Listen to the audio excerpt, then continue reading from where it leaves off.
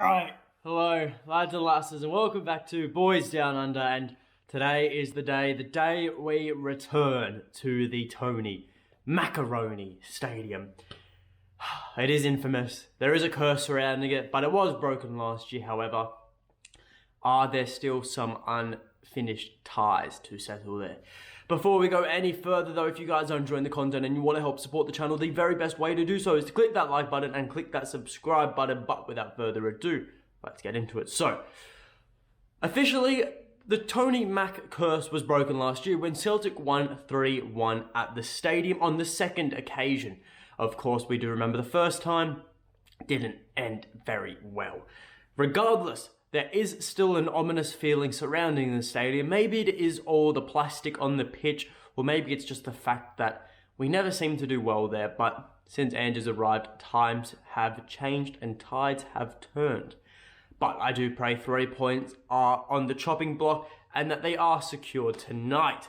So looking at both teams' forms heading into the clash, Celtic are off the back of a European draw and what was a very, very lackluster performance against Shakhtar. But in our last 5 games again in all competitions, Celtic have won 3, all 3 wins coming in the Premiership, 1 loss against Shakhtar, 1 draw against Shakhtar and 1 loss against Leipzig. But of course, regardless, we are still out of Europe, which never is fun, but we still are top of the table with a game in hand that is played tonight. As for Livingston, mixed form for them recently, however, some very decent results. Most importantly, a draw against Rangers, taking 2 points off our nearest competitors. But other than that, they've got 2 losses and 2 wins in their previous 4 matches to that Rangers game. So while they are in mixed form, it is still good form for Livingston, I guess we could say. So this isn't a game we can take lightly by any means. Greg Taylor said it best when we will be approaching this clash as if it is Real Madrid. But looking at it, at the Tony Mac, anything can happen. Now, injuries and suspensions, very interesting talking point. For the home team, they are without Jamie Brandon and Tom Parks. Also, Morgan Boyes is serving the suspension he picked up in the Rangers clash. And in doubt for Livingston is Christian Montano. As for Celtic, we do welcome back Carl Starfelt, Stevie Walsh, and most importantly, Jota. However, will all 3 be included in the matchday squad? We're unaware. It is expected Jota will. However, Carl Starfelt and Stevie Walsh may not be just yet, but they are in training certainly. And also, as we know, Callum McGregor is out, but don't really need to mention that because we already heard enough from his absence. But that still leads us into the lineup prediction, my favourite segment, of course, because really I just get to put my lineup out there, sort of have to back up some decisions, but really it just allows for a nice little debate in the comments section when people disagree, which is always fun. No sarcasm there. Honestly, I love the debate. Anyways, looking at it, we have Real Madrid coming up midweek. Does the game mean anything? Almost no.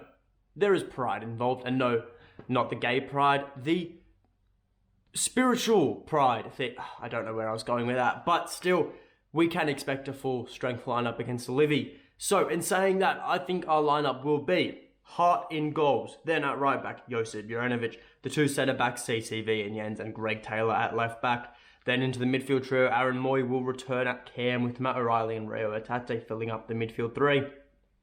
Then on the wing, we have Haksabanovic, through the middle, Giacomarcus, and on the right, Liel Abada. As for the contentious decisions, I think Gia Kyogo is a 50-50.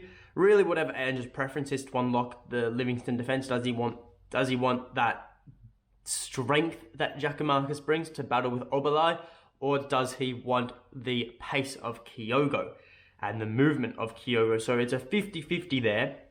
Now, the only reason I have as well is Haksabanovic down the left instead of the middle is that I think Ange will want to bring back Moy into the team so his passing game can try and open up Livy's stalwart defence. While he isn't the fastest passer, Aaron Moy, he certainly is very accurate, so maybe that is some thinking behind what Ange will go with later today and tonight for us in Australia. But that leads us into the final score prediction. And the first thing I have to say, and the obvious factor, is that if Celtic score a couple goals early, the game is beyond doubt. Celtic win this, no questions asked. However, if we take too long to score that opening goal and Livy gets some chances, it's really a 50-50 if Livy score or not. Because we all know how David Martindale's side plays. 11 men behind the ball, counter-attack, everyone up. Set piece, everyone up. And it's on a plastic pitch. Do I need to mention that? No, not really, because the plastic is just as yucky as it always is. But we need those early goals to force Livingston to open up and try and play a bit more dangerously. Because we know if Livy get an opportunity in our end, they are most likely going to take it. You know, I look back at last season, every single game against Livingston, if they got an opportunity, they pretty much took it 99% of the time. The only time I can remember Livingston not scoring a golden opportunity to annoy Celtic is that 3-1 win for Celtic. Really early on, there was a corner. I'm not sure if you guys remember. You can go find the highlights though to see what I'm talking about. They get a corner. Oberlai gets on the end of it and he forces a world-class save from Joe Hart. But if that goes in, and it was inches away from going in, we might not have broken the curse of the Tony Mack. We still may be talking about the curse of the Tony Mack while I still talk about it. Really, it is in the past. It could still be the present, but it isn't, and that's very important.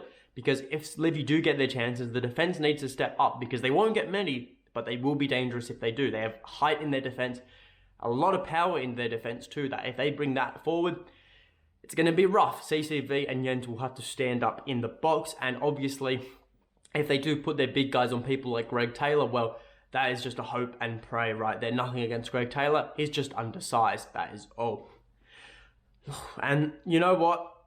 Looking at the clash again, the danger for Celtic is, of course, you know, at set pieces, not just Livingston's attack, but VAR. They will be looking at every single little thing. Every single little thing. Shirt tugs, shirt tugs, holding a player back, handball offences, everything like that. If it has the slightest chance of being a penalty, I think we can bet good money that there will be a penalty against Celtic. And like I said earlier, the passing game is going to be key to open up Livy's defence. Like I said, Aaron Moy, not the fastest, but very accurate. Rio Tate, he's going to have to find some accuracy because a lot of his passes have been going very wayward recently, same as Matt O'Reilly. A lot of his first touches and passes also have been a bit shocking recently. Because here's the thing, if we do get those chances up into the final third, we have to take them because we're not going to get better opportunities. Livingston are going to limit our opportunities so much more than against a team like, Hibs, who go out and try to attack and score. Against Livingston, they don't care about scoring. They play for draws. And you know what? It gets them results, but at the same time, Celtic need to be good enough to not let that happen and to get a win for ourselves. And I'm going to say it right now, if we drop points, it isn't the best case scenario because we're heading into a period where we have 5 games in 13 days, including this one. That is a game in just under every 5 days. And, a game every 3 days, just under every 3 days. That is crazy. That is ridiculous. That's a basketball type fixture list. That's not football. You can't recover that quickly in football. And I'd arguably say this is the hardest game of the lot. Sure, Real Madrid is hard and all, but we don't really care about that. This is the hardest game. Plastic pitch, 11 men behind the ball type of football. It's going to be very, very difficult, especially with the fixture congestion. I don't want to seem like a pessimist, but with that fixture congestion, you'd have to say there is a case to be made that we might drop 2 points. We might draw a match here or there because we are fatigued, albeit we have a very deep squad. However, that is just natural football. So I think 3 points here is super necessary and puts us in a good place heading into this fixture congestion just before the World Cup starts. If we can get to the World Cup, still on top of the league and with a nice little gap like 4 points, I'll be so happy. That sets us up perfectly for the second half of the season where Celtic really come into our own. So, looking at this, 3 points is absolutely vital. And the match will be decided in the first 25 to 30 minutes. That's my view. If we don't have the lead by the 30-minute mark, I think we're going to be looking at a very, very annoying, very panicky final 30, 90, 60 minutes or so of the match. But if we do get those early goals, I think we will go on to a 3-0 victory. But that is all from me. So if you guys did enjoy the video, leave a like, subscribe to the channel, leave in the comments below your thoughts on the lineup and your final score prediction. And until next time, hail, hail.